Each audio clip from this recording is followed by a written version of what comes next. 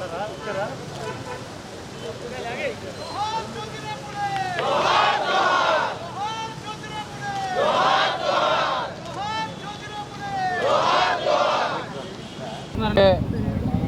34వ వర్ధంతి సందర్భంగా వారికి ఘనమైనటువంటి నివాళులు అర్పించేటువంటి దానికి పార్టీ నాయకత్వం అంతా కూడా ఈరోజు రావడం జరిగింది. వారు వెనుకబడినటువంటి తరగతుల వరకు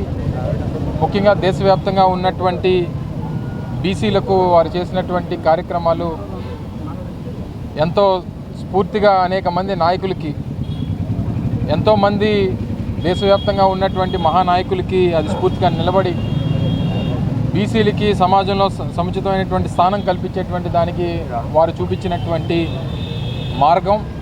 వారి ఆశయాలు, వాటికి అన్నిటికీ అనుగుణంగా గడిచినటువంటి 5 సంవత్సరాలు కూడా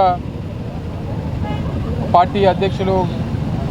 ముఖ్యమంత్రిగా 5 సంవత్సరాలు పనిచేసినటువంటి సందర్భంలో బీసీలకు ఇచ్చినటువంటి గౌరవం కూడా ఏ రకంగా ఇచ్చారో, రాష్ట్రంలో అసలు ఎన్ని కులాలు, ఎన్ని బీసీ కులాలు ఉన్నాయి, ఈ కులాలు అసలు రాష్ట్రంలో ఈ కులాలకు సంబంధించినటువంటి ప్రజలు నివసిస్తూ ఉన్నారు అనేటువంటిది గుర్తించినటువంటి సందర్భాలు మీ అందరికీ తెలుసు. 56 బీసీ కార్పొరేషన్, దాదాపు 139 బీసీ కులాలకు సంబంధించి 56 బీసీ కార్పొరేషన్స్ని, వివిధ సామాజిక వర్గానికి సంబంధించినటువంటి బీసీ కార్పొరేషన్స్ని ఏర్పాటు చేసి వారికి తగినటువంటి గుర్తింపునిచ్చి వారికి అన్ని రకాలుగా కూడా అండగా నిలబడినటువంటి గడిచినటువంటి ప్రభుత్వం. మా ప్రభుత్వంలో చేసినటువంటి అనేక కార్యక్రమాలు, అది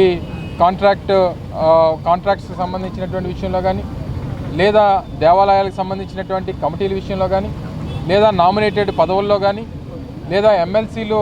ఎంపిక చేసేటువంటి క్రమంలో కానీ, లేదా గడిచినటువంటి సందర్భంలో మన జరిగినటువంటి ఎన్నికల్లో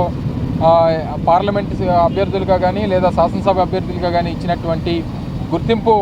గతంలో ఎవరు ఇవ్వలేదు, ఇక ముందు ఇచ్చేటువంటి పరిస్థితి కూడా ఉండదు.